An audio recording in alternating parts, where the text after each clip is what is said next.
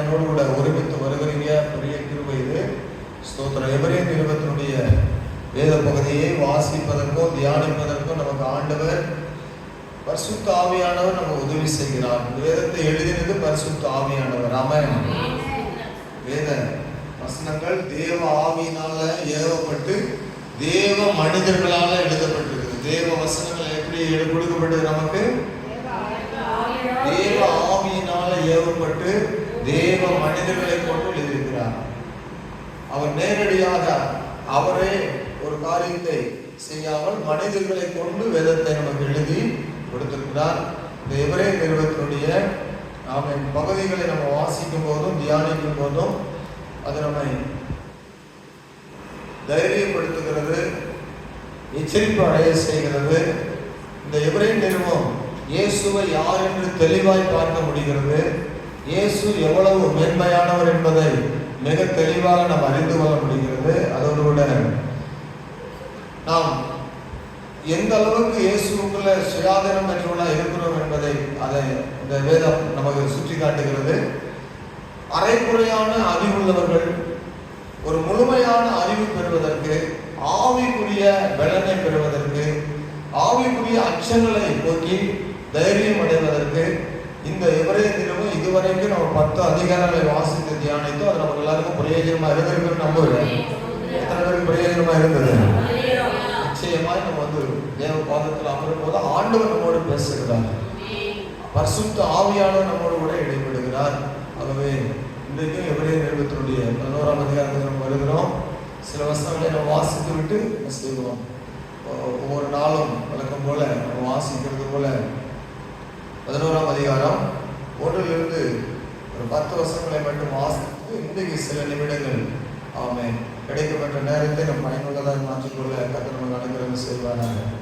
இதை இருக்கிற ஒவ்வொருவரையும் கர்த்தர் ஆசீர்வதிப்பாராக. வேத வாக்கியங்கள் கொடுக்கிற ஆசீர்வாதங்களை பற்றி, வேதத்தை தியானிக்கிறவர்களுக்கு என்று கொடுக்கப்பட்ட ஆசீர்வாதங்களை பற்றி வேதத்துல நம்ம நிறைய இடத்துல பார்க்கிறோம். எல்லாம் கவனிங்க. வேதத்தை தியானிக்கிறவர்கள் அவர்களுக்கென்று ஒரு தனி ஆசீர்வாதத்தை தேவன் வைத்திருக்கிறார். ஆமென். அதற்கென்று தனி வாக்குத்தத்தம் கொடுக்கப்பட்டிருக்கு. இது எங்க பார்க்கிறோம்? சங்கீதம் 1 சங்கீதம் முழுவதும் கர்த்தருடைய துன்மார்க்குடைய பாதையில நடவாமல் பாருங்க. இந்த சங்கீதம் 1வது சங்கீதத்துல கர்த்தருடைய ஆசீர்வாதங்களை பெறுவதற்கு வேத தியானம் என்பது முக்கியமானது என்று சொல்லி நாம் பார்க்கிறோம். சங்கீதம் 1 வாசிக்கும் போது துன்மார்க்குடைய ஆலோசனையில் நடவாமலும் பாவிகளுடைய வழியில் இல்லாமலும் பரியாசக்கார உட்கார்ந்த இடத்தில் உட்காராமலும் கர்த்தருடைய வேதத்தில் தியானமாக இருந்து இரவும் பகலும் அவருடைய வேதத்தில் தியானமாக இருக்கிற மனுஷன். அப்போ கர்த்தருடைய வேதத்தில் தியானம் என்பது இரவும் பகலும், அது கூட கர்த்தருடைய வேதத்தில் பிரியமாக இருந்து இரவும் பகலும் அவருடைய வேதத்தில் தியானமா இருக்கிற மனுஷன். அப்படி அவங்க தியானிக்கிற மக்களுக்கு என்ன ஆசீர்வாதங்கள் இருக்கிறது என்பதையும், எவ்விதமாக அவருடைய வாழ்வு இருக்கும் என்பதையும் 3, 4, 5, 6 வசனங்கள்ல கடைசி வசனங்கள் வரைக்கும் நம்ம பார்க்கிறோம். அவர்கள் நீர்க்கால்களின் ஓரமாய் நடப்பட்டு தன் காலத்தில் தன் கனியை தந்து இளையுதனாக இருக்கிற மரத்தை போல் இருப்பார். அவன் செய்வதெல்லாம் வாய்க்கும். துன்மார்க்கரோ அப்படி இல்லாமல் காற்று பறக்கடிக்கும் பதரை போல் இருக்கிறார்கள். ஆகையால் துன்மார்க்கர் நியாயத்திற்கிலும் பாவிகள் நீதிமான்களின் சபையிலும் நிலைநிற்பதில்லை. கர்த்தர் நீதிமான்களின் வழியை அறிந்திருக்கிறார், துன்மார்க்கர் வழியை அறிந்திருக்கிறார். ஆமென். அதுபோல யோசுவாவுக்கு ஆண்டவர் வேதத்தை குறித்து சொன்னாரு, இரவும் பகலும் இதை தியானித்துக் கொண்டிருப்பாயாக. இந்த வேத வசனங்கள் உன் வாயை விட்டு பிரியாதிருப்பதாக. அப்பொழுது நீ பாக்கியவானா இருப்பாய் என்பது மட்டுமல்ல, உனக்கு விரோதமாய் ஒருவரை எழும்ப முடியாது என்று சொல்லி அந்த வாக்குத்தத்தங்களை சொல்றாரு. நீ செய்வதெல்லாம் வாய்க்கு பண்ணும். அப்பொழுது நீ புத்திமானாய் நடந்து கொள்வாய். இந்த வேதத்தை தியானிக்கும் போது என்ன செய்வாய்? புத்திமானாய் நடந்து கொள்வாய். அதோடு கூட வெளிப்படுத்தின விசேஷத்தில் நம்ம வரும்போது சொல்லப்படுகிறது, என்ன வாசிக்கிறோம்? இந்த கர்த்தருடைய வார்த்தையை வாசிக்கிறவர்களும் கேட்கிறவர்களும் வாசிக்கிறவர்களும் அதன்படி செய்கிறவர்களும் பாக்கியவான்கள் என்று சொல்லப்பட்டிருக்கிறது. ஆமென். இந்த வேத வசனங்களை கேட்கிறதும் வாசிப்பதும் ஆமென் தியானித்து அதன்படி நடப்பதும் பெரிய ஒரு ஆசீர்வாதத்துக்குள்ள நம்மை கொண்டு செல்லும். ஆமென். பெரிய கூட்டத்தின் நடுவில் போய் உட்கார்ந்து இருப்பதனால ஆசீர்வாதம் பெற்று விடுவீங்க அப்படின்னு சொல்லல, அல்லது அதிகமான ஜெபம் பண்ணுவதனால ஆசீர்வாதங்களை பெற்றுக் கொள்வீங்கன்னு சொல்லப்படல. வேதம் என்ன சொல்லுகிறதுனா, இதை அதிகமாக தியானித்து அதன்படி நடந்து அந்த வசனங்களை வாஞ்சையோடு சேர்த்து அவைகளை கேட்கின்ற போது, அவைகளின்படி நடக்கின்ற போது நீங்கள் பாக்கியவான்களாகவும் நீங்கள் ஆஸ்வதிக்கப்பட்டவர்களாக இருப்பீர்கள் என்று வேதம் நமக்கு கற்றுக் கொடுக்கிறது. ஆமென். அதனால இந்த வேத வசனங்களை ஆண்டவர் சொல்றாரு, என் வாயிலிருந்து புறப்படுகிற வசனங்கள் வானத்திலிருந்து மாரியும் மழையும் பொழிந்து எவ்விதமாக பூமியில புல்லையும் தானியங்களை விளைவிக்கிறதோ அதுபோல அது நல்ல காரியங்களை விளைவித்து தான் புறப்பட்டு மறுபடியும் வரும். நான் அனுப்பின வசனங்கள் வெறுமையா இடத்துல திரும்பாதுன்னு சொல்றாரு. ஆமென். அதனால வேத வசனங்கள் ஒருபோதும் நீங்க எப்போ கேட்டாலும் அது ஒருபோதும் உங்களுக்கு வெறுமையா இருக்காது. அல்லேலூயா சொல்லுங்க. போன வாரத்துக்கு ஞாயிற்றுக்கிழமைக்கு முந்தின ஞாயிற்றுக்கிழமை வீட்டுக்கூட்டம் வைத்திருந்தோம். வீட்டுக்கூட்டம் வைத்திருக்கும் போது ஆண்டவரே இந்த நாளில் என்ன பேசணும் அப்படின்னு சொல்லி நான் ஜெபம் பண்ணேன். எனக்கு நல்ல பயங்கரமாக ஒரு பெரிய ப்ரிப்பேர் பண்ணி நல்ல ஒரு பாயிண்டாக பிரசங்கம் பண்ணால் தான் எனக்கு திருப்தின்றது போல நான் எப்போதும் நினைப்பேன். அல்லது அப்படி நினைக்கிறத விட நல்ல நிறைய ஆழமான சத்தியங்களை தியானிக்கிறவன்னு யோசிப்பேன். ஒரு வேத பகுதியை ஆண்டவர் வாசிக்கும் போது இதை நீ சொல்லுன்னு சொன்னார். ஒரு வேத பகுதியை காட்டி அந்த வேத பகுதி எல்லாருக்கும் தெரியுமா, ஆண்டவரே இதை பற்றி என்ன சொல்ல போகிறோம், இதை பற்றி சொன்னால் என்ன அவங்களுக்கு தெரிஞ்சது தானே சொல்கிறாங்கன்னு நினைப்பாங்களா அப்படின்னு சொல்லி யோசிச்சுட்டு ஜெபம் பண்ணிட்டு அந்த வேத பகுதி ஜெபத்தை பற்றி, உறுதியான நம்பிக்கையை பற்றி, வேதத்தை நம்ம இப்படி நம்புகிறவர்கள் எவ்விதமான ஜெபம் பண்ணணும், ஜெபத்தில் எப்படி உறுதியாக இருக்கணும், விசுவாசம் எப்படி இருக்கிறது பற்றி சில காரியங்களை சொன்னோம். அப்போ பாருங்க, ஜெபத்தில் வந்திருக்கிறவங்களுக்கு யாரும் என்ன புரிந்து கொண்டாங்களோ தெரியாது. அந்த ஜெபத்திலேருந்து ஒரு தாயார் மட்டும் சொன்னாங்க, ஆமாங்க நீங்கள் சொன்னது போல பிரசங்கத்தில் ஆவியானவர் ஆண்டு பேசுனது போல என் வாழ்க்கையில் நம்ம ஜெப குறைவோடு தான் இருக்கிறேன் அப்படின்னு சொல்லி ஒரு அம்மா சொன்னாங்க. எனக்கு ரொம்ப ஆச்சரியம். தேவை அவர்களுக்கு அந்த வாஞ்சை, அந்த வசனம். ஆமென். அப்பதான் புரிந்து கொண்டேன், மனிதனுடைய ஞானத்தில் அல்ல தேவனுடைய வெள்ளத்திலே நாம் நிலைநிற்கிறோம், விசுவாசத்தினால நிலைநிற்கிறோம், நம்முடைய ஞானத்தினால் அல்ல தேவ கிருபையில நம்ம நிலைநிறுத்துகிறார் ஆண்டவர். நாம் நினைப்போம், நம்ம நினைக்கிறது ஒன்று, அப்படி அல்ல. கர்த்தர் தம்முடைய சித்தப்படி நம்மை நடத்துகிறார். அதனால எப்போதுமே நீங்க விசுவாசமா இருங்க. ஏன் இது சொன்னு சொன்னா, நீங்க ஒரு பிரசங்கத்தை எதிர்பார்க்கலாம் வந்திருக்கலாம். ஒருவேளை அந்த காரியங்களை கர்த்தர் உங்களுக்கு வேறு விதமாய் சொல்லிக் கொடுக்கலாம். அதை குறித்து நீங்கள் எப்போதும் தெளிவுள்ளவர்களாக இருக்கும்போது தேவன் நமக்கு ஏற்படுத்தியிருக்கிறவைகளை ஆமென் கண் காணாதிருந்தாலும் காதால் கேட்கப்படாத இருந்தாலும் இருதயத்தில் தோன்றப்படாத இருந்தாலும் அந்த நன்மைகள் மாறாமல் நமக்கு கிடைக்க பெறும். ஆமென். எபிரேயர் நிருபம் 11ஆம் அதிகாரம் சில வசனங்களை வாசித்துவிட்டு தியானிக்க போகிறோம். எபிரேயர் 11ஆம் அதிகாரம் 1 சில வசனங்களை அப்படி வாசித்து நம்ம சேர்ந்து வாசித்துருவோமா இல்லை வாசிக்கும் போது கேட்குறீங்களா? சிலர் வாசிக்க தெரியாதவங்க கேட்டுக்கொண்டிருக்காங்க. அதனால ஆமென். நான் வாசிக்கும் போது நீங்கள் சொல்லிக்கொண்டே வாங்க. ஒரு 10 வசனங்களை மட்டும் வாசித்து விட்டு நம்ம நீங்கள் தியானிக்கலாம். விசுவாசமானது நம்பப்படுகிறவைகளின் உறுதியும் காணப்படாதவைகளின் நிச்சயமா இருக்கிறது. அதனாலே முன்னோர்கள் சாட்சி பெற்றார்கள். விசுவாசத்தினாலே நாம் உலகங்கள் தேவனுடைய வார்த்தையினால் உண்டாக்கப்பட்டதென்றும் இவ்விதமாய் காணப்படுகிறவைகள் தோன்றப்படுகிறவைகளால் உண்டாகவில்லை என்றும் அறிந்திருக்கிறோம்.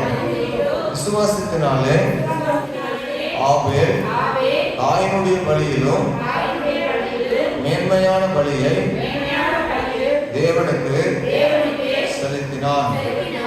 அதனாலே அவன் நீதிமான் என்று சாட்சி பெற்றான்.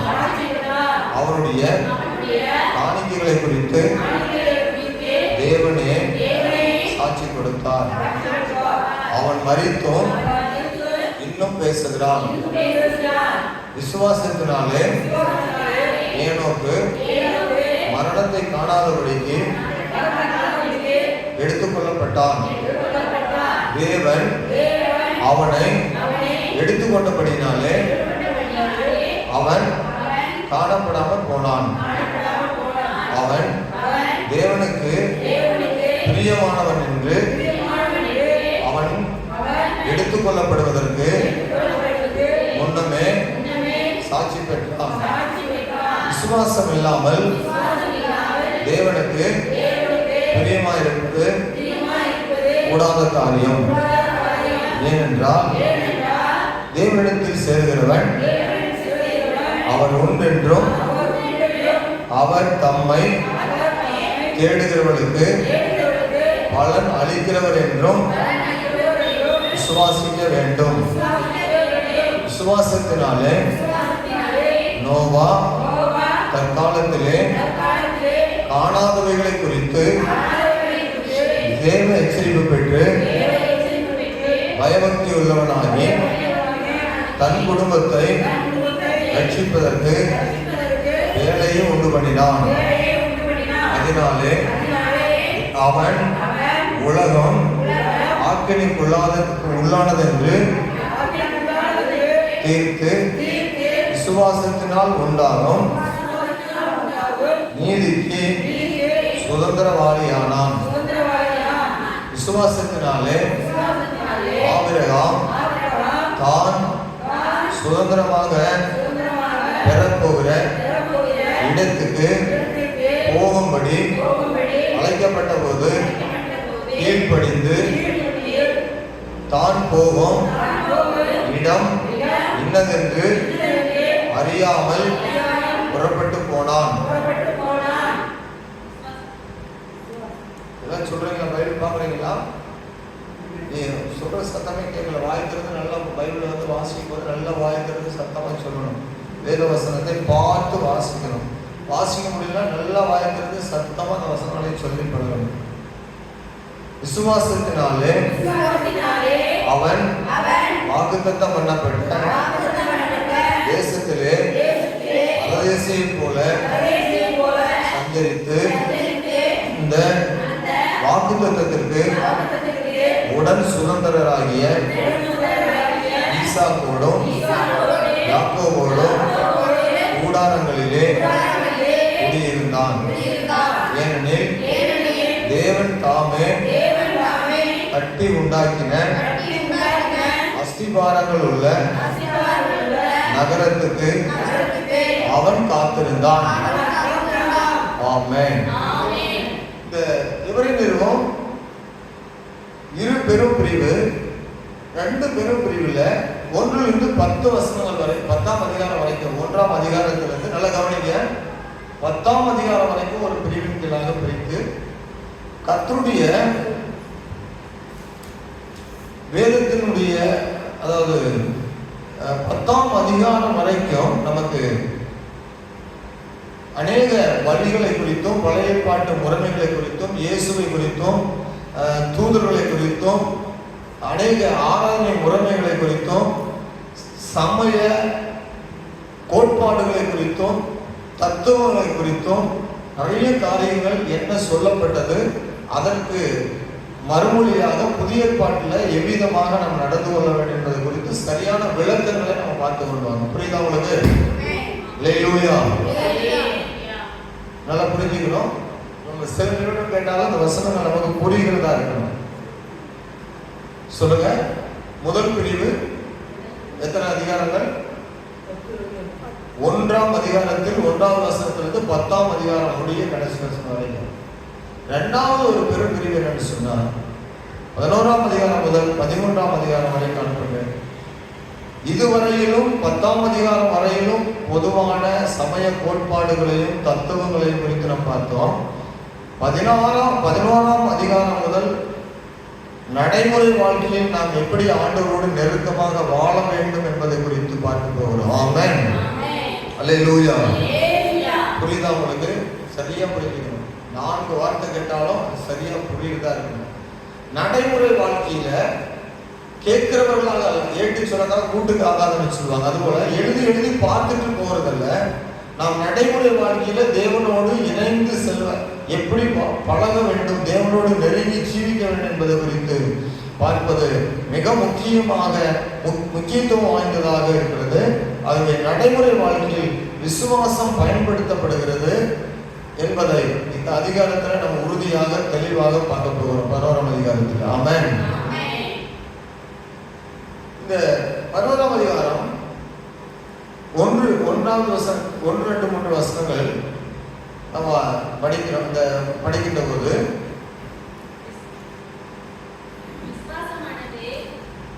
ஒரு நிமிஷங்க, இந்த 11ஆம் அதிகாரத்தை நம்ம வாசிக்கும் போது இதில் பிரிவுகளாக ஒன்றும் நம்ம பிரிப்பதற்கு இல்லை. முழுமையாக இந்த அதிகாரத்துக்கு விசுவாசம் என்கிற ஒரு தலைப்பு கீழே, ஒரு கருத்துக்கு கீழாக இந்த முழு அதிகாரமும் கொடுக்கப்படுது. விசுவாசம் என்கிறதான கருத்துக்கு கீழாக முழு வேத, அதாவது இந்த அதிகாரம் 11ஆம் அதிகாரம் முழுவதும் நமக்கு தெளிவுபட எடுத்துக் கொடுக்கிறது. 11ஆம் அதிகாரத்தினுடைய 1வது வசனம் டெபினிஷன் ஆஃப் ஃபெய்த், விசுவாசத்துக்கான ஒரு விளக்கம் கொடுக்கப்படுது. ஆமென். விசுவாசத்தினுடைய அர்த்தம் அங்க நமக்கு கொடுக்கப்படுது. டெபினிஷன் சொன்னா என்ன சொல்லுவாங்க? அத என்ன சொல்றது? விளக்கம். அதை தெளிவுபட வரைந்து காட்டுவது போல இதுக்கு ஒரு டெபினிஷன், விளக்கம் கொடுக்கப்படுது. விசுவாசம்னா என்ன அப்படின்னு சொல்லி. அப்போ அடுத்தது 1லிருந்து 3 வசனம் வரைக்கும் அந்த டெபினிஷனை பார்க்கணும். 1, 2, 3 வசனங்கள். அதுக்கு கீழே எல்லாமே 4ஆம் வசனம் ஆபேலுடைய விசுவாசம், 5, 6 வசனங்கள்ல ஏனோக்கு விசுவாசம், 7, 8, 7ஆம் வசனத்துல நோவா விசுவாசம், 8, 9 வசனங்கள்ல 8, 9லிருந்து மட்டுமல்ல 8 முதல் 18 வசனம் வரைக்கும் ஆபிரகாம் விசுவாசம், 19 வரைக்கும் 8லிருந்து 19 வசனம் வரைக்கும் ஆபிரகாம் சாராள் விசுவாசம், 20ஆம் வசனத்துல ஈசாக்கினுடைய விசுவாசம், 21ஆம் வசனத்துல யாக்கோபு விசுவாசம், 22ஆம் வசனத்துல யோசேப்புடைய விசுவாசம், 23ஆம் வசனத்துல மோசேனுடைய பெற்றோருடைய விசுவாசம், 24ஆம் வசனத்துல மோசேனுடைய விசுவாசத்தை 24 முதல் 29 வசனம் வரைக்கும் மோசேனுடைய விசுவாசம். கவனிக்கிறீங்களா? 31ல யோசுவா மற்றும் ராகாம் எங்களுடைய விசுவாசம். இதை பற்றி நாம் பார்க்கிறோம். இவங்களுடைய தனித்தனியாக விசுவாசத்தினால அவங்க என்ன செய்தாங்கன்னு பார்க்கிறோம். கவனிங்க, 32லிருந்து 40 வசனம் வரைக்கும் மற்றும் விசுவாசத்தினால வீரர்களாக ஆமென் கதாநாயகர்களாக விளங்கின ஆமென் அநேகரை குறித்து 32லிருந்து 40 வசனம் வரைக்கும் இவர்களை குறித்து தனித்தனியாய் விவரம் சொல்ல வேண்டுமானால் காலம் போதாது என்று சொல்லிட்டு மொத்தமாக எல்லாரையும் குறித்தும் இங்கே நம்ம வாசிக்கிறோம். விசுவாசம் கவனிங்க, இன்னைக்கு நம்ம பார்க்கிறது என்னன்னு சொன்னால் விசுவாசத்தினுடைய டெபினிஷன், அது விளக்கம். விசுவாசம் என்பது என்ன என்பதை நம்ம புரிந்து கொள்ளணும். அல்லேலூயா. விசுவாசம் என்பது என்ன? உலகத்திலும் இந்த வார்த்தையை நான் பயன்படுத்துறதை கேள்விப்பட்டிருக்கேன். விசுவாசம். ஒரு குறிப்பிட்ட கட்சிக்காரர், இந்த கட்சியில அவங்க சொல்றாங்க, இவங்க இந்த தலைவருக்கு விசுவாசமா இருந்தாங்க அப்படின்னு சொல்றாங்க. அப்படின்னா அவங்க மேல நம்பிக்கையா இருந்தாங்கன்னு சொல்றது. அவங்க அவங்களுக்கு விசுவாசன்ற வார்த்தையை பயன்படுத்துறாங்க. ரொம்ப ஆச்சரியமா இருக்கு. இது பைபிள் வேர்டு. இந்த டேம் எப்படி யார் பயன்படுத்துகிறது? வேதாகமத்தில் உள்ள வார்த்தை. இது தேவனை பற்றி நம்பிக்கைக்காக சொல்லப்படுகிற ஒரு வார்த்தை. அதே ஆழமான நம்பிக்கையை கட்சிக்காரர்களும் உலகத்தாரும் கூட சொல்வதை காதுல நம்ம கேள்விப்படுறோம். கவனிங்க, 1லிருந்து 3 வசனம் வரைக்கும் டெபினிஷன் ஆஃப் ஃபெய்த், விசுவாசத்துக்கான ஒரு விளக்கம். விசுவாசத்தின் அந்த விளக்கம் என்பது நம்ம எவ்விதமாய் புரிந்து கொள்கிறோம். விசுவாசத்தை பற்றி அந்த 1 வசனம் வாசிக்கிறோம். 1 வசனத்துல என்ன சொல்ல வாசிக்கிறோம்? விசுவாசமானது நம்பப்படுகிறவைகளின் உறுதியும் காணப்படாதவைகளின். ஆமா, விசுவாசம் என்பது கண்ணிலே காணப்படுகிற ஒரு பொருள் அல்ல, நம்ம இருதயத்திலே காணப்படுகிற ஆவியில கலந்திருக்கிற ஒரு உறுதிப்பாட்டின் தன்மை உடையதா இருக்குது விசுவாசம். ஆமென். இது என்னது? ஒரு பொருள் அல்ல. வேதாகமத்தை கையில நம்ம தூக்கி காட்டுவது போல இது ஒரு பொருள் கிடையாது. விசுவாசம் என்பது நம்ம இருதயத்தில் மறைந்திருக்கிற ஆவியில கலந்திருக்கிற அது நம்மளுடைய நம்பிக்கையை தூண்டுகிற, நம்முடைய வாழ்க்கையை எதிர்நோக்கி செல்லக்கூடிய வாழ்வுக்கான ஊக்கம் கொடுக்கக்கூடிய ஒன்று. விசுவாசமானது நம்பப்படுகிறவர்களின் உறுதியும் காணப்படாதவைகளின் நிச்சயமாயிருக்கிறது. அதனாலே முன்னோர்கள் நற்சாட்சி பெற்றார்கள். விசுவாசத்தினாலே நாம் உலகங்கள் தேவனுடைய வார்த்தையினால் உண்டாக்கப்பட்டது என்றும் இவ்விதமாய் காணப்படுகிறவைகள் தோன்றப்படுகிறதெல்லாம் உண்டாகவில்லை என்றும் அறிந்திருக்கிறோம். சின்ன பிள்ளைகளாம் படிக்கும் போது விளையாட்டா பேச சொல்லுவாங்க. நிறைய பேர் நீங்க பேசுறதை கேள்விப்பட்டிருப்பீங்க. கோழியிலிருந்து முட்டை வந்ததா, முட்டையிலிருந்து கோழி வந்ததான்னு சொல்லுவாங்க. கேள்விப்பட்டிருக்கீங்களா? படிக்கும் போது இப்போ உங்களை பார்த்து நான் கேட்கிறேன், முட்டையிலிருந்து கோழி வந்ததா, கோழியிலிருந்து முட்டை வந்ததா?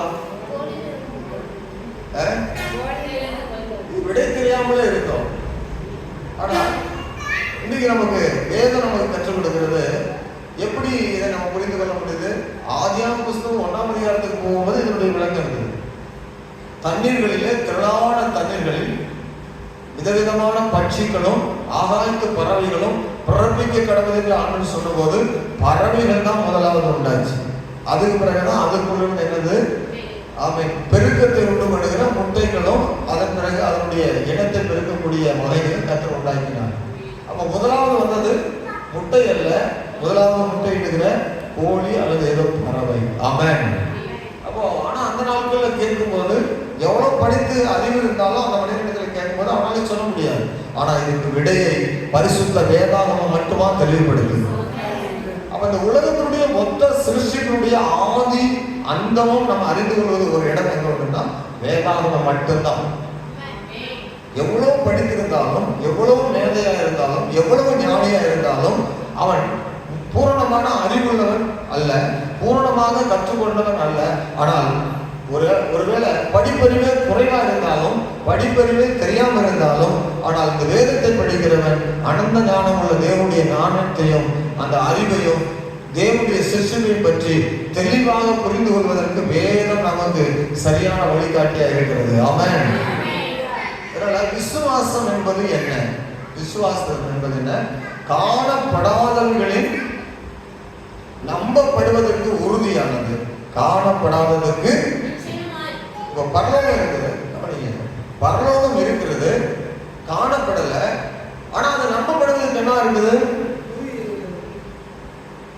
உறுதியா இருக்குது. பரலோகம் என்பது பைபிள்ல பரலோகத்தை பத்தி நம்ம கேள்விப்பட்டிருக்கிறோம், எழுதப்பட்டிருக்குது. பரலோகம் இருக்குது. பரலோகம் எங்க இருக்கிறது சொல்லுங்க? எல்லா வானங்களுக்கும் மேல இருக்கு. 9,80,00,000 கிலோமீட்டருக்கு மேல சூரியன் இருக்குது. அந்த சூரியனுக்கு மேல அப்பாற்பட்ட இது 2ஆம் வானம். அது சூரியனுக்கு 2ஆம் வானம். காற்று, பறவை இது எல்லாம் இருக்கிறது முதல் வானம். கோள்கள், விண்மீன்கள், சந்திரன், சூரியன் இருக்கிறது 2ஆம் வானம். ஆனால் 3ஆம் வானம் என்பது அதற்கு மேல இருக்குது பரலோகம். அதைத்தான் அப்போஸ்தலனாகிய பவுல் சொல்லும்போது கொரிந்தியர் நிருபத்துல நான் 3ஆம் வானம் வரைக்கும் எடுத்துக் கொள்ளப்பட்டேன். 3ஆம் வானம் வரைக்கும் ஒரு மனிதன் எடுத்துக் கொள்ளப்பட்டான்னு சொல்றாரு. Praise the Lord. 3ஆம் வானம் என்பது பரலோகம். அது இந்த காற்று மண்டலத்துக்கும் மேலே இருக்கிற விண்மீன்கள், நட்சத்திரங்கள், வானத்தினுடைய கோள்கள் சிருஷ்டிப்புக்கும் மேலே இருக்கிறது பரலோகம். நரகம் என்பது எங்க இருக்கிறது? பூமிக்கு அடியில இருக்கிறது, பூமிக்கு உள்ளதா இருக்கிறது. அதுல எப்போதும் அக்னியும் கந்தகமும் எரிகிற கடலாக அது இருந்து கொண்டிருக்குது. அது ஒரு நாளில முழுமையாக வெளிப்படும். அல்லேலூயா. ஒரு நாள் நாம் பரலோகத்தை பார்ப்போம். இயேசுவை ஆராதிக்கிறவர்கள், இயேசுவை நம்புகிறவர்கள், இயேசு ரத்தத்தால் கழுவப்பட்டவர்கள் ஒரு நாள் நம்ம பரலோகத்தை பார்ப்போம். இயேசுவை நம்பாதவர்கள், இயேசுவை ஏற்றுக்கொள்ளாதவர்கள், இயேசுவை அறிந்தும் ரட்சிக்கப்படாமல் பாவம் கழுவப்படாமல் வாழ்கிறவர்கள் ஒரு நாள் பார்ப்பார்கள். நிச்சயமாய் நரகம் இருக்கிறது, அங்க போவார்கள். அல்லேலூயா. பரலோகம் நம்பப்படுவதனுடைய உறுதி. இந்த உலகத்தில் நாம் காண்கிற எல்லா சிருஷ்டிகளும் தேவனால் உண்டாக்கப்பட்டது, தேவ வார்த்தையினால் உண்டாக்கப்பட்டது. நாம நம்புகிறோம். அல்லேலூயா. உலக ஞானிகள், விஞ்ஞானிகள் கேட்டா அது ஏதோ ஒரு துகளிலிருந்து உண்டாச்சு, ஏதோ ஒரு அணுவிலிருந்து உண்டாச்சு. அணுக்கள் ஒன்று மோதி கொண்டது, துகள்கள் ஒன்று பிரித்து வந்தது, குரங்கு உண்டாச்சு, மனிதன் உண்டானா. இது எப்படி தானா எல்லாம் உண்டாகுமா? நல்லா யோசித்து பாருங்களேன். தானா உண்டாகுமா? வேதம் சொல்லுகிறது தேவன் எல்லாவற்றையும் படைத்தார். அந்த தேவன் எல்லாவற்றையும் படைத்து 6ஆம் நாள் மனிதனை படைத்தார். ஆதியாகமம் 1ஆம் அதிகாரத்துல முதல் அதுவே நமக்கு விளக்கமா இருக்குது. அப்போ தேவன் எல்லாவற்றையும் படைத்தார் என்கிற நாம் மிக உறுதியாக நம்புகிறேன். நாம் அந்த தேவன் நம்ம ரட்சிக்க அந்த பூமியில சிலுவை வரைக்கும் வந்து அன்பு கூர்ந்தார். அந்த அன்பு ரட்சகர் இயேசுடைய ரத்தம் நம்மை பரிசுத்தமாக்கி இருக்கிறது. இது நம்மை பரலோகத்துக்கு கொண்டு போகிறது. இந்த வேதம் நமக்கு சரியான வழிகாட்டியா இருக்கிறது. அதை நாம் நம்புகிறோம். அதுவே நம்பப்படுகிற விசுவாசம், உறுதியான விசுவாசமா இருக்கிறது. ஆமென். பாருங்க, இப்படி நம்புகிற விசுவாசம், நாம் நம்புகிற தேவன், வேதத்தை நம்பி நடந்து கொள்ளுகிற நம்முடைய வாழ்க்கை நிச்சயமாகவே 2 காரியங்களின் ஆதாரங்கள் மேல் நிற்கிறது. ஆமென். விசுவாசத்தின் கிரியைகள் 2 ஆதாரங்களின் மேல நிற்கிறதை நாம் பார்க்க முடியும். இது நீங்க கொஞ்சம் கவனமா கேட்டதான் புரியும். கொஞ்சம் கருகலான வார்த்தையா இருக்கு. 2 ஆதாரங்களின் மேல் விசுவாசத்தினுடைய கிரியைகள். கிரியைகள் சொன்ன என்ன? செயல்கள். ஒரு மனிதன் நம்பிக்கையோடு செய்கிற செயல்களை 2 விதமான ஆதாரங்களின் மேல நம்ம பார்க்க முடியும்.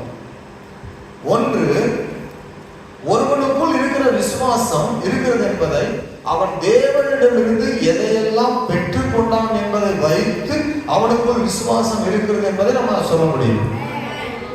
அல்லேலூயா. உதாரணமாக, தேவனிடத்திலிருந்து எதையெல்லாம் ஒரு மனிதன் விசுவாசத்தினால் பெற்றுக்கொண்டான் என்பதை குறித்து அவனுக்குள் இருக்கிற விசுவாசம் அதை தேவனிடத்திலிருந்து பெற வைத்தது. அவனால இது இயல்பாக பெற முடியல, அவன் சரீரத்துல தானாக பெற முடியல, அவனுடைய சுய முயற்சியினால் பெற முடியல. தேவன் மேல வைத்த நம்பிக்கை மட்டுமே, தேவன் மேல வைத்த அந்த விசுவாசம் மட்டுமே அந்த செயல்களின் மூலம், விசுவாச செயல்கள் மூலமாக அவனுக்கு அந்த நன்மையை கொடுத்தது என்று சொல்லி சில நன்மைகளை கர்த்தர் அவனுக்கு செய்ததை குறித்து வேதத்திலே நாம் நிறைய பார்க்க முடியும். ஆமென். உதாரணமாக, ஆபிரகாம் 100 வயதுல பிள்ளை பெற்றுக் கொண்டான். இது விசுவாசத்தினால் உண்டான ஒரு அற்புதமான காரியம். பிள்ளை பெற்றுக் கொண்டான். அன்னால் அநேக நாள் மலடியா இருந்தால் ஒரு நாள் தேவாலயத்துல போய் என் தேவனால் கொடுக்க முடியும். ஆமென். அப்படிங்கிற ஒரு மகாபரிய விசுவாசத்துல போய் அழுது ஜெபம் பண்ணி தேவ சமூகத்துல அந்த ஜெபத்துல ஒரு பொருத்தனை பண்ணினான். ஒரு எனக்கு பிள்ளை கொடுத்தால், ஒரு ஆண் பிள்ளையை கொடுத்தால், அந்த பிள்ளை நான் தேவனுக்கு என்று கொடுக்க ஆண்டவரே, என்னுடைய நிந்தை மட்டும் நீக்கட்டும் என்று சொல்லி ஒரு பிள்ளைக்காக ஜெபம் பண்ணினான். அவன் உயிரோடு இருக்கிற நாளெல்லாம் சவரன் கத்தி அவன் தலையின் மேல படாது. அவன் கர்த்தருடைய ஆலயத்தில் ஊழியம் செய்வான். ஒரு பிள்ளையை தாரும் என்று உறுதியா ஜெபம் பண்ணினான். பாருங்க, ஆண்டவர் ஒரு பிள்ளையை கொடுத்தார். அந்த பிள்ளையை கொண்டு வந்து ஆலயத்தில் விட்ட உடனே மற்ற 6 பிள்ளைகளை கர்த்தர் கொடுத்தார். அப்போ இவர்களெல்லாம் விசுவாசத்தினுடைய செயல்களை போய் ஜெபத்துல ஆலயத்துல காண்பித்து தேவனிடத்துல சொல்லி நிறைய காரியங்களை பெற்றுக்கொண்டாங்க. பலனை பெற்றுக்கொண்டாங்க, பிள்ளைகளை பெற்றுக்கொண்டாங்க, ஐஸ்வர்யங்களை பெற்றுக்கொண்டாங்க, வெற்றியை பெற்றுக்கொண்டாங்க, நன்மைகளை பெற்றுக்கொண்டாங்க, சமாதானத்தை பெற்றுக்கொண்டாங்க, விடுதலை பெற்றுக்கொண்டாங்க. விசுவாசத்தினால பெற்றவர்களை கொடுத்து நான் 1000 பேரை நம்ம அடுக்க முடியும். இந்த நாள் வரைக்கும் அந்த விசுவாசத்தினுடைய செயல்கள், கிரியைகள் தொடர்ந்து கொண்டே இருக்கு. அது என்னிடத்துல உங்களிடத்துல கூட தொடர்கிறது. அல்லேலூயா. புரியுது நினைக்கிறேன். கர்த்தருக்கு ஸ்தோத்திரம். ஆரம்ப விசுவாசத்தில் உள்ளவங்களுக்கு இது கொஞ்சம் கடினமா இருக்கும். 2வது, விசுவாசத்தினுடைய கிரியைகள் 2 ஆதாரங்கள் மேல் நிற்கிறதுன்னு சொன்னேன். நம்பர் 1, ஒரு தேவ பிள்ளை அவன் இயல்பாக அவனுடைய சுய பலத்தினால, சுய ஞானத்தினால, சுய கிரியைகளினால, அவன் தானாக முயற்சி பண்ணி அவனுடைய எண்ணங்களினால, அவனுடைய சிந்தைகளினால, அவனுடைய விருப்பங்களினால, அவனுடைய பலத்தினால அவன் கிரயம் செலுத்தி எதை ஒன்றை பெற்றுக்கொள்ள முடியாமல் இருக்கிறானோ அதை தேவனிடத்தில் கேட்டு பெற்றுக்கொள்வது விசுவாசத்தின் மூலமாய் பெற்றுக்கொள்கிற அற்புதமான செயல்கள். அதே மாதிரி இன்னொரு காரியம், இன்னொரு ஆதாரம் விசுவாசத்தின் மேல, விசுவாசத்தின் செயல்களுக்காக, விசுவாசத்தின் செயல்களில இன்னொரு ஆதாரத்தின் மேல விசுவாசம் வைக்கிறது. அது என்னவென்று சொன்னால், தேவனுக்காக கொடுக்கப்படுகிறது. இன்னொன்று, விசுவாசத்தினால தேவனிடத்துல பெற்றுக்கொள்வது ஒரு ஆதாரம். இன்னொன்று, தேவனுக்காக கொடுப்பது, தேவனுக்காக இழந்து விடுவது, தேவனுக்காக விட்டு விடுவது இன்னொரு ஆதாரம். விசுவாசத்தினுடைய செயல்கள். அல்லேலூயா. நல்லா புரியும் நினைக்கிறேன். 2 ஆதாரம் சொல்றேன். ஒன்று, பெற்றுக்கொள்வதற்கான காரியங்களை குறித்து பார்த்தோம். இன்னொன்று, தேவன் மேல வைத்த விசுவாசத்தினால் அநேக காரியங்களை அநேக நபர்கள் வேதாகமத்தில் பார்க்கும்போது தேவனிடத்துக்காக விட்டு இருக்கிறாங்க, தேவனுக்காக இழந்திருக்கிறாங்க, தேவனுக்காக ஒப்பு கொடுத்திருக்கிறாங்க. அதுவும் விசுவாசத்தினாலே அவங்க செயல்களில் காட்டியிருக்கிறாங்க. நல்லா புரியுதுன்னு நினைக்கிறேன். கர்த்தருக்கு ஸ்தோத்திரம். அல்லேலூயா. அப்போஸ்தலனாகிய பவுல் சொல்லும்போது எல்லாவற்றையும் நஷ்டம் என்றும் குப்பை என்றும் தேவனுக்காக நான் விட்டு விட்டேன் அப்படின்னு சொன்னார். 19 எபிரேயர்ல நம்ம வாசித்தோம், ஆஸ்திகளையும் வீடுகளையும் தங்களுடைய பொருள்களையும் கொள்ளையிட அவங்க விசுவாசத்துக்காக தேவனை ஏற்றுக்கொண்டதுனால உலகத்துல விட்டு விட்டு வந்தாங்கன்னு சொல்லி எபிரேயர் 10 நம்ம வாசித்தோம். நிறைய விசுவாசிகள், எபிரேய விசுவாசிகள் அந்த ரோம சக்கரவர்த்தியின் காலத்துல துன்பப்படுத்தப்பட்ட போது, அடிக்கப்பட்ட போது விசுவாசத்தை மறுதலிக்க வேண்டும், இயேசுவை ஆராதிக்க கூடாது என்று சொன்ன போது, இல்லை எங்களுக்கு இயேசுதான் வேண்டும், இந்த வீடு வேண்டாம், சொத்து வேண்டாம், நிலம் வேண்டாம், எங்களுடைய பொருளாதாரம் கூட வேண்டாம், வேண்டாம் என்று சொல்லி விட்டு விட்டு ஆண்டவரை மட்டும் சார்ந்து கொண்டு அவைகள் எல்லாம் இழந்து விட்டு வந்தவர்கள் ஒரு கூட்டம். இது விசுவாசத்தினாலதான் நடந்தது. ஆமென். அப்போ நீங்க தெளிவா சொல்லுங்க, விசுவாசத்தின் மூலமாக 2 காரியங்களை மனுக்குலத்துல நம்ம பார்க்க முடியுது. அந்த 2 ஆதாரம், ஒன்று சுருக்கமா சொல்லுங்க, ஒன்று பெற்றுக்கொண்டது, இன்னொன்று இழந்தது, விட்டு விட்டது, என்ன வேண்டாலும் சொல்லலாம். இழந்தது, விட்டு விட்டது. அப்படி விசுவாசத்தை விளங்க பண்ணக்கூடிய ஆயிரமான பரிசுத்தவான்கள் வரிசையில நமக்கு முன்னால நிற்கிறாங்க. இவைகளை பார்த்து பார்த்து பார்த்து நாம் வேதத்தை வாசித்து நடக்கின்ற போது நாமும் தேவனுக்குள்ள இருப்பதற்கு இந்த கிரியைகள், அவருடைய வாழ்க்கையினுடைய முன்னோடியான நடக்கைகள் நம்மையும் விசுவாச வாழ்க்கையில நிலைப்படுத்தவும், வளரவும், விசுவாச வாழ்க்கையின் மூலமாக நம்முடைய வாழ்க்கையிலும் பெரிய காரியங்களை காணவும் தேவன் நம்மை நடத்த முடியும். அல்லேலூயா. ஆமா, இது இந்த 2 விதமான செயலையும் எப்படி அவனால் செய்ய முடிந்தது என்றால் அவன் தேவனுடைய வார்த்தைகளை ஏற்றுக்கொண்டதால் மட்டுமே. இந்த 2 ஆதாரத்துக்கும் அடிப்படையா இருக்கிறது என்னது? இந்த வேத வசனங்களை பார்த்து படித்து, இந்த வேத வசனங்களை அவன் விசுவாசம் வைத்து ஆண்டவர் இயேசுவை இரட்சகராக ஏற்றுக்கொண்டதனால் மட்டுமே இந்த 2 காரியங்களையும் பெற்றுக்கொள்வதானாலும் முடிகிறது, விட்டு விடுவதானாலும் முடிகிறது. அல்லேலூயா. அந்த 2 காரியங்களும் எதன் அடிப்படையில 2 ஆதாரங்கள் மேல நிற்கிறதை செய்ய முடியும்னா, வேத வாக்கியங்களை அவர்கள் படிப்பதனால, அதுவே வேத வார்த்தைகளே அதற்கு அடிப்படையாக அமைகிறது. நாம் இன்று விசுவாசித்து செயல்படுவதற்கு 2 பகுதி உண்டு. நான் இன்னும் 2 காரியத்தையும் சொல்றேன். அதே காரியத்தை இன்னைக்கு இந்த விசுவாசத்தை பற்றி கொஞ்சம் லைட்டா டச் பண்ணிட்டு நம்ம நிறுத்துவோம். அடுத்த வாரத்தில் என்ன செய்வோம், இதனுடைய முகமுறையாக நீங்கள் வைத்துக் கொள்ளுங்க. அடுத்த வாரத்தில் இது நம்ம கீழே வசனத்துக்குள்ள நம்ம போவோம். நாம் இன்று விசுவாசித்து செயல்படுவதற்கு 2 பகுதி இருக்குது, உபகரணங்களால் கொடுக்கப்படும். ஒன்று பரிசுத்த வேதாகமம், இன்னொரு பரிசுத்த வேதாகமத்தை கொடுத்த ஆவியானவர். ஆமென். இந்த 2 இல்லாவிட்டால் நம்ம விசுவாசத்தில் என்ன செய்ய முடியாது? விசுவாசத்தை கற்றுக்கொள்ள முடியாது, விசுவாசத்தினுடைய செயல்களை காட்ட முடியாது, விசுவாசத்தினுடைய கிரிகளினால் உண்டாகிற நன்மைகளை பெற முடியாது. ஆகவே இந்த விசுவாசத்திற்கு அடிப்படையாக நமக்கு காணப்படுகிறது பரிசுத்த வேதாகமம். பரிசுத்த வேதாகமத்தை எழுதி கொடுத்த பரிசுத்த ஆவியானவர். அல்லேலூயா. அப்படிங்க 38வது சங்கீதத்தில் ஒரு வசனம் இருக்குது, உண்மையில் கண் வைத்து உனக்கு ஆலோசனை சொல்லுவேன், நீ நடக்க வேண்டிய வழியை நான் உனக்கு காட்டுவேன். பழைய ஏற்பாட்டில் நல்ல கவனிங்க, நான் சுருக்கமாக சொல்றேன். பழைய ஏற்பாட்டில் நமக்கு ஆகமங்கள், உபதேசங்கள் கொடுக்கப்பட்டது, இப்படி நட நட நட நடன்னு பழைய ஏற்பாட்டில். ஆனா புதிய ஏற்பாட்டில், பழைய ஏற்பாட்டில் கொடுக்கப்பட்ட வார்த்தைகளின்படி மனுக்குலத்தால நடந்து தேவனிடத்தில் வர முடியல, ஒன்றையும் செய்து முடிக்க முடியல. இதை செய், இதை செய்யாத, இதை செய், இதை செய்யாத, இது செய்ய வேண்டும், இது செய்யக்கூடாது என்று சொன்ன வசனங்களை மனுக்குலத்தில் யாரும் நிறைவேற்ற முடியல. அல்லேலூயா. அப்போ ஆண்டவர் என்ன செய்தாரு?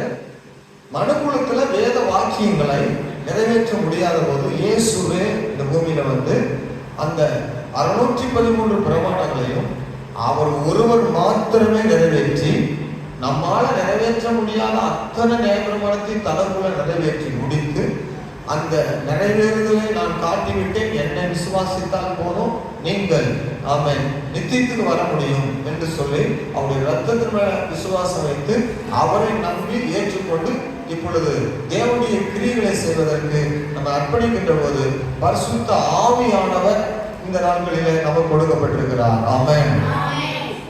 தொடர்ந்து அவர் நம்மை பலப்படுத்தி அந்த நித்தியத்தை கொண்டு போவதற்கு பரிசுத்த ஆவியானவர் நமக்கு வழிகாட்டுதலாக கொடுக்கப்பட்டிருக்கிறார். ஆமென்.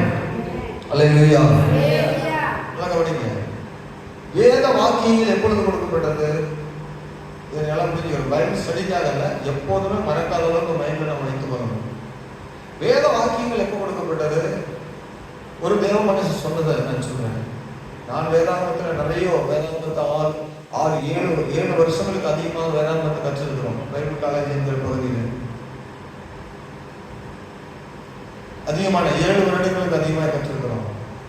ஆனால் அப்போது நாம் படிக்காத அல்லது நாங்கள் புரிந்து கொள்ள முடியாத தற்போது ஒரு தேவ மனுஷன் சொல்லும்போது சொல்றாரு, வேத வாக்கியங்கள் தேவனால் அருளப்பட்டது நமக்கு தெரியும், எங்க கொடுக்கப்பட்டது நமக்கு தெரியும். ஆனால் ஒரு ஒப்பனையை சொல்றாரு, அதை மட்டும் நாம் புரிந்து கொள்கிறோம். எப்பொழுது வேதாகம் கொடுக்கப்பட்டதா? சீனாய் மலையில வைத்து தான் ஆண்டவர் மோசே இடத்துல நீ ஏறிவான்னு சொல்லி கற்பலையில எழுதி கொடுக்கிறாரு.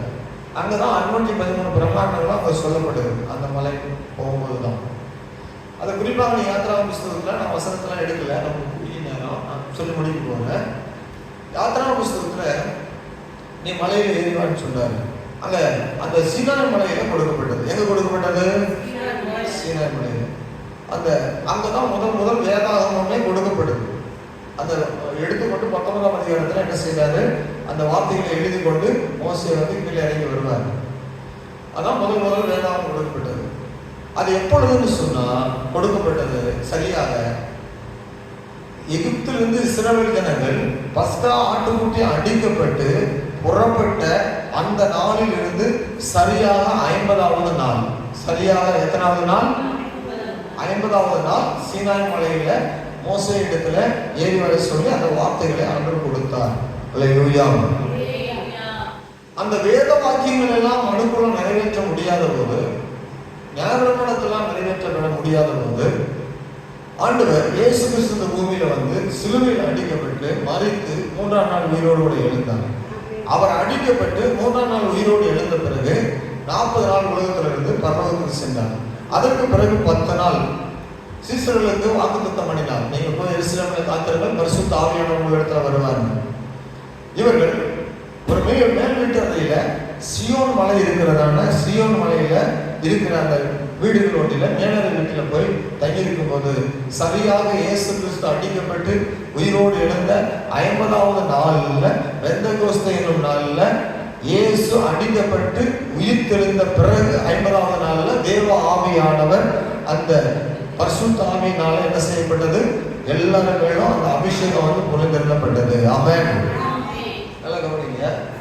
சீனாய் மலையில வேத வார்த்தைகள் எப்படி கொடுக்கப்பட்ட போது அக்னி, இடி முழக்கம், பெருங்காற்று, பலத்த சத்தம் உண்டாயிருந்ததோ வேத வார்த்தைகளை கொடுக்கும்போது, அதே மாதிரி தான் மேலறை வீட்டில் அபிஷேகம் வரும்போது பலத்த காற்று, இடி முழக்கம், எக்கால சத்தம், பலவிதமான வாசல்களோடு பலத்த காற்று வீசுவது போல அக்னிமயமான நாவுகளோடு ஆவியானவர் மேலறை வீட்டில் இறங்கினார்.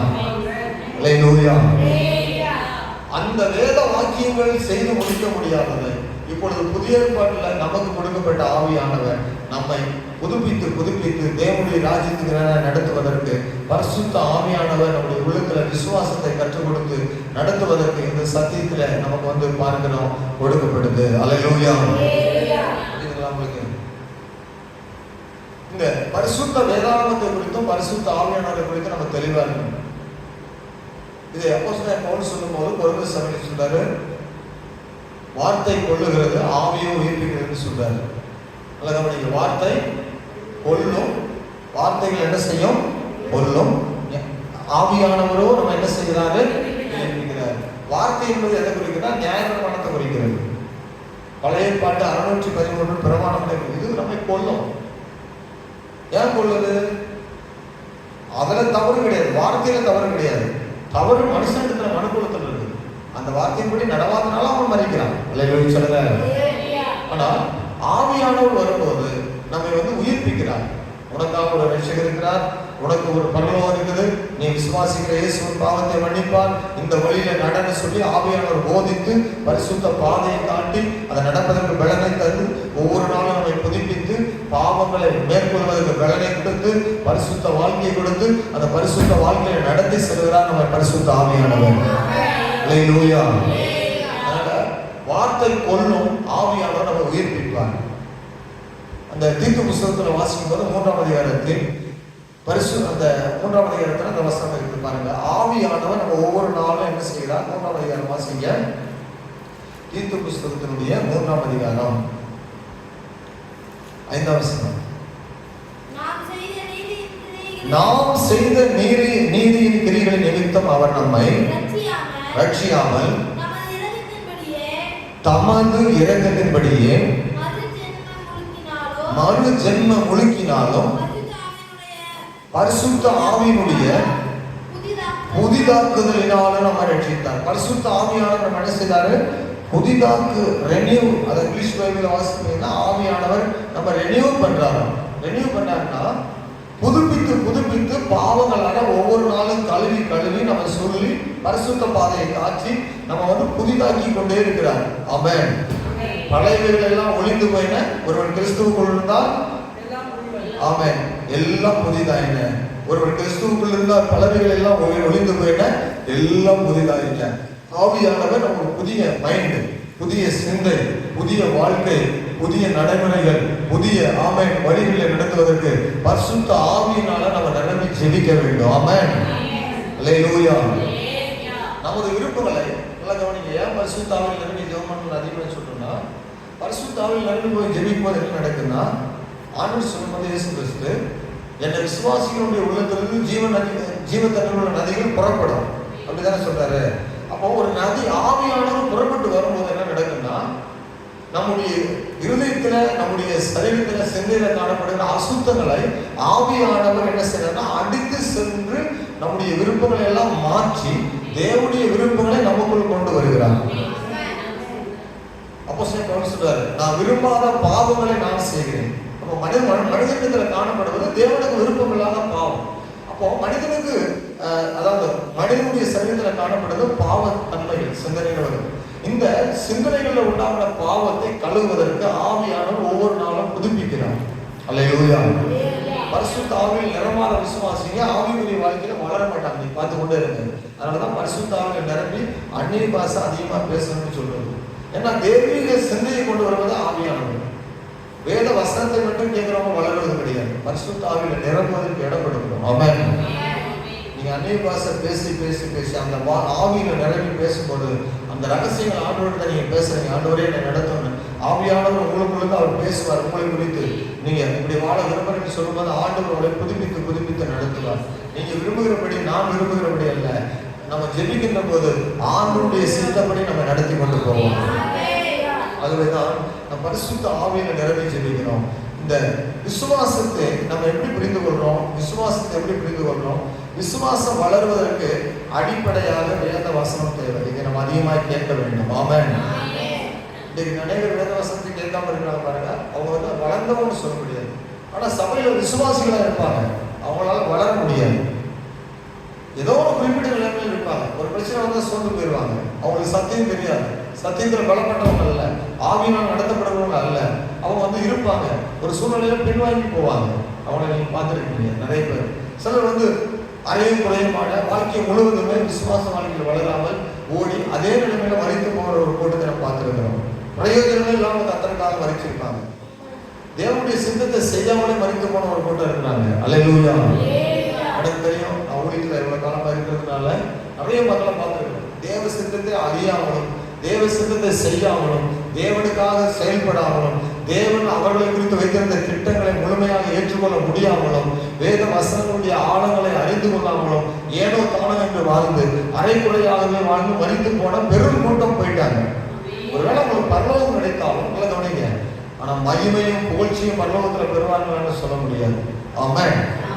நீங்களும் நானும் ஓடுகிற ஓட்டத்தில் பெரும் ஒரு புகழ்ச்சியை, மகிழ்ச்சியை, சந்தோஷத்தை பரலோகத்தில் போகும்போது பெறணும். அல்லேலூயா. திட நம்பிக்கை, விசுவாசம் திட நம்பிக்கை கொண்டு வருகிறது. வேத வசனங்களை நம்ம ஆழமாய் கற்றுக்கொள்ள தேவனுடைய சித்தத்தை நம்ம அறிந்து கொள்கிறோம். தேவ சித்தத்தை அறிந்து கொள்ள விசுவாச வாழ்க்கையில நம்ம வளருவதற்கு இந்த வேத வசனங்கள் நம்ம பிரயோஜனமா இருக்கிறது. ஆமென். அதுதான் பைபிள் ஸ்டடி என்ன செய்யக்கூடாது, விட்டுவிடக்கூடாது. அடிக்கடி நான் சொல்வது உண்டு, நல்ல கவனிங்க. பலிபீடத்தில் எந்த ஒரு பலியினுடைய அந்த பலியிடப்பட்ட சரீரம் பலிபீடத்தில் வெட்டி வைக்கப்படும் போது அந்த பலிபீடத்தில் இல்லாமல் கீழே விழுகிறதோ அது தேவனுக்கு உகந்ததா இருக்காது. ஆமென். கொழுப்பின் மிகுதியினாலதான் நிறைய பலிபீடத்தில் பலியினுடைய அந்த இறைச்சி துண்டுகள் இருக்காது. அது இயல்பாகவே நடக்கக்கூடிய ஒன்று. ஆமென். நிறைய பேர் 6 நாட்கள் இருக்க மாட்டாங்க. இவங்க உலகத்துல ரொம்ப விசுவாசம், ரொம்ப உலகத்துல நாட்டமா இருப்பாங்க. இது ஒரு விதமான கொழுப்பின் மிகுதியினால பலிபீடத்துல வைக்கப்பட முடியாதபடி தூரமா இருக்கும். இது குத்தி எடுத்து மறுபடியும் வைக்கப்பட வேண்டும். ஆசிரியர் கூடாரத்தில் அது ஒரு முக்கூறுல கருவி வைத்திருப்பாங்க. ஏன்னா முழுமையா தலைமைக்கப்பட்டா தான் அது தேவனுக்கு உகந்ததா இருக்கும். அப்போ ஆலயத்துல வருவதையும் ஆராதிப்பதையும் விரும்பாமல் அல்லது அது முக்கியத்துவம் கொடுக்காமல் உலகத்துக்கும் சுயங்களுக்கும் சுய விருப்பங்களுக்கும் முக்கியத்துவம் கொடுத்து ஓடிக்கொண்டிருப்பாங்க. ஆமென். தங்களுக்கு ஒரு கிருபையை போக்கடிப்பாங்க. கிருபை இல்லாவிட்டா வாழ்வுல தேவனுக்காக எதையும் செய்ய முடியாது. ஆகவே நம்முடைய வாழ்க்கையில விசுவாச வாழ்க்கையில ஓடவும் வேத வசனங்களை தொடர்ச்சியாக கற்றுக்கொள்ளவும் விசுவாச வாழ்க்கையில கிரியை செய்யவும் ஆமென். நமக்கு 2 விதமான செயலையும் நாம் செய்வதற்கு விசுவாச வாழ்க்கையில செய்து அநேக காரியங்களை சாதிப்பதற்கும் சில காரியங்களை வேண்டாம் என்று விசுவாசத்தினால விட்டு விடுவதற்கும் நமக்கு ஆதாரமா இருக்கிற வேத வாக்கியங்களை அனுதினமும் கற்றுக்கொள்ள நம்ம வாரத்தில் ஒரு நாள் தான் பைபிள் ஸ்டடி வைக்கிறோம். அனுதினமும் நம்ம வேதத்தை வாசித்து அவருடைய சித்தப்படி நம்ம நடப்போம் என்றால் ஆண்டவர் இயேசுடைய விருப்பங்களை நம்ம நிறைவேற்றுவோம். தேவ சித்தம் நம்மளை நிறைவேறும். நிச்சயமா நம்ம ஓடுகிற ஓட்டம் பயனுள்ளதா இருக்கும் ஒழிய ஆமென் நமக்கு அது பிரயோஜனமற்றதை ஒருபோதும் முடியவே முடியாது. இந்த ஆலயத்தில் வருவதற்கும் இந்த நேரத்தை கர்த்தருக்கு கொடுப்பதற்கும் இந்த நேரத்தில் பிரயாசப்பட்டு சில செலவுகள் பண்ணி சில நஷ்டங்களை அடைந்து சில நேரங்களை செலவு பண்ணி இதற்காக எடுக்கிற முயற்சிகளை நம்ம ஆண்டவர் பார்க்கிறார். நிச்சயம் பலனாக நமக்கு தருவார். ஆமென். உதாரணம் சொல்றேன். இந்த பைபிள் ஸ்டடிக்கு எனக்கு என்ன உபகாரம் தேவை? இந்த பைபிள் ஸ்டடிக்கு எனக்கு இந்த பைபிள் மட்டும் படிச்சா போதாது. எனக்கு ஒரு பைபிள், இங்கிலீஷ் பைபிள் தேவை, ஆங்கில வேதாகம். அது சும்மா கிடைக்காது. இந்த பைபிள் ஸ்டடிக்கு எனக்கு ஒரு உபகாரம் தேவை. ஒரு நல்ல பைபிள் இங்கிலீஷ் பைபிள் வாங்கினா ஒரு 1000 ரூபாய் தேவைப்படும். இந்த 1000 ரூபாய் இல்லாமல் என்ன செய்யாது, ஓடாது. அடுத்து ஒரு விளக்க உரை புஸ்தகம் தேவைப்படும். அந்த விளக்க உரை புஸ்தகம் நான் சிந்திக்கிறத விட அது என்ன சிந்திக்கிறது நான் பார்க்கணும். நான் சிந்திக்கிறது ஒரு கோணத்தில் இருக்கும், நான் சிந்திப்பதை விட அவங்க வேற மாதிரி சிந்தித்திருப்பாங்க. அப்போ ஒரு விளக்க உரை புஸ்தகம் வாங்கினா ஒரு 100 ரூபாய். இப்போ நான் 1100 ரூபாய் போட்டால் தான் இது மட்டும் இல்லை, இது 2 எழுதுவதற்கு ஒரு டைரி வாங்கணும். ஒரு டைரி வாங்கினா நல்ல ஒரு டைரி வாங்கினா 200 ரூபாய் வேணும். அப்போ எவ்வளோ ஆச்சு சொல்ல மாட்டேங்க, சாதாரணமாக சொல்றேன். அப்புறம் இதெல்லாம் நான் ஆயத்தப்படுத்திட்டேன். உங்களுக்கு புரிதலுக்காக நான் சொல்றேன். இதை நான் ஆயத்தப்படுத்திட்டேன். வீட்டுல இருந்து வரணும்னா நான் என்ன செய்யணும்? வாகனத்தை எடுக்கணும். வாகனத்தை எடுத்துட்டு வரணும்னா குறைந்தது ஒரு 100 ரூபாய் பெட்ரோல் போடணும். ஒரு பைபிள் ஸ்டடி வருது. கவனிங்க, இதனுடைய கிரயங்களை ஆண்டவர் பார்க்காம இருக்கிறவர் அல்ல. நல்லா கவனிங்க, இந்த கிரயங்களை ஆண்டவர் பார்க்காம இருக்கிறவர் அல்ல. எனக்கு இந்த 1 மணி நேரம் பைபிள் ஸ்டடி நேரத்தில் 4 பேர் விசிட்டிங் பண்ணா எனக்கு காணிக்கை கிடைக்கும். அல்லேலூயா. அதே ஊழியக்காரர் சொல்றது நானும் சொல்றேன். அவங்க சிந்திக்கிறது கூட நானும் சிந்திக்கிறேன். சிந்திக்கிறதுனால தவறு கிடையாது. அவங்களுக்கு ஆறுதல் தான். ஒரு ஊழியக்காரர் ஒரு வீட்டுக்கு போய் ஜெபிக்கும் போது காணிக்கைக்காக போறது கிடையாது. ஆனா அது கொடுக்கும் போது எங்களுக்கு ஆசீர்வாதம் பாஸ்டர் அதை வாங்கி கொள்ளுங்கன்னா அவங்க கம்பல் பண்றாங்க. அதனால சரி அதை வாங்கி கொள்ளும் போது அது அவங்களுக்கும் ஆசீர்வாதம் எங்களுக்கும். அப்போ நான் 4 வீட்டில் போயிட்டு ஜெபம் பண்ணா அவங்களுக்கு பிரயோஜனமா இருக்கும், எனக்கு அன்றைக்குள்ள செலவுக்கான காணிக்கை கிடைச்சிருக்கும். அப்போ ஒரு பைபிள் ஸ்டடிக்கு வந்தா எத்தனை கிரயங்களை நாங்கள் செலுத்துறோம் புரியுதா? சபையில நிறைய பேருக்கு தெரியல, நிறைய பேருக்கு புரியல. ஓடி வராங்களா எவ்வளவு கிரயம் செலுத்துறாங்க. இது சும்மா வர முடியாது. இதெல்லாம் எழுதிட்டு இதெல்லாம் உட்கார்ந்து சொல்லிக் கொண்டிருக்கா இதுக்கு எத்தனை மணி நேரம் செலவு பண்ணணும்? 7 வருஷம் படிச்சு செலவு பண்றது மட்டும் அல்ல, இன்றைக்கு இதை சொல்வதற்கு எவ்வளவு நேரம் செலவு பண்ணணும்? குறைஞ்சது 1 மணி நேரம் 2 மணி நேரம் குறைஞ்சது. ஆனால் இதனால டீப்பா நல்லா நம்ம எடுத்து எல்லாம் பண்ணோம்னா ஒரு 3 மணி நேரமாவது உட்கார்ந்து ப்ரிப்பேர் பண்ணி அன்றைக்கு வந்தால் தான் ஆண்டுடைய வார்த்தை சொல்ல முடியும். எத்தனை மணி நேரம் செலவு பண்ணணும், எத்தனை பணங்களை செலவு பண்ணணும், எவ்வளவு நேரம் பிரயாசப்பட்டு வரணும், என்னென்ன காரியங்களை ஆயத்தப்படுத்தணும். பைபிள் ஸ்டடி என்பது என்ன விருதாவாக வரக்கூடிய ஒன்று அல்ல. நிறைய பேர் நினைச்சிருக்கிறாங்க, நிறைய சபையில் உள்ள விசுவாசிகள் புரியல, இந்த நேரத்தை பற்றி இதையாவது சொல்லுங்க மற்றவங்களுக்கு புரியும். சொல்லுங்க.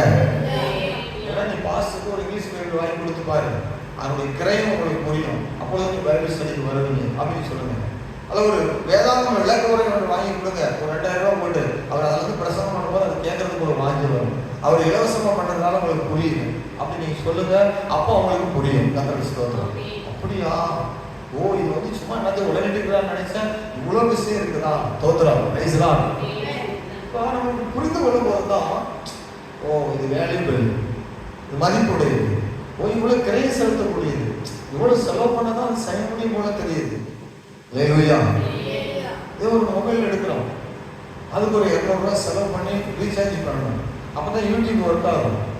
அதில் செலவு பண்ணி அதுக்கு 1 மணி நேரம் அதை அப்லோட் பண்ணணும், அதை பண்ணி அதுக்கு ஒரு தலைப்பு கொடுத்து அதை சென்ட் பண்ணுறதுக்கு ஒரு 1/2 மணி நேரம் நிறைய பேர் கொடுக்கணும்.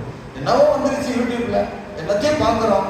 இதை பார்க்கறதுனால நமக்கு என்ன கிடைக்குது அப்படின்னு சொல்லி இல்லை, இதுக்கு எவ்வளவு கிரயம் செலுத்தப்படுதுன்னு சொல்லிட்டு ஒரு தேவப்பிள்ளை அறிவார்கள் என்றால் இதனுடைய மதிப்பை அறிகின்ற போது, இதற்கு நேரத்தை கொடுக்கின்ற போது, இதனுடைய பிரயாசங்களை அறிந்து புரிந்து கொண்டு ஏற்றுக்கொள்ளும் போது தேவனுடைய பிள்ளைகள் அதனால ஆஸ்வதிக்கப்படுகிறாங்க, இதனால பலனடைகிறாங்க, இதனால விடுதலை பெறுகிறாங்க, இதனால சந்தேகம் நீக்கப்படுகிறது, இதனால விசுவாசம் வளர்கிறது, இதனால தேவனுடைய பிள்ளைகள் இன்னும் கிரியை செய்ய முடிகிறது. ஆமென்.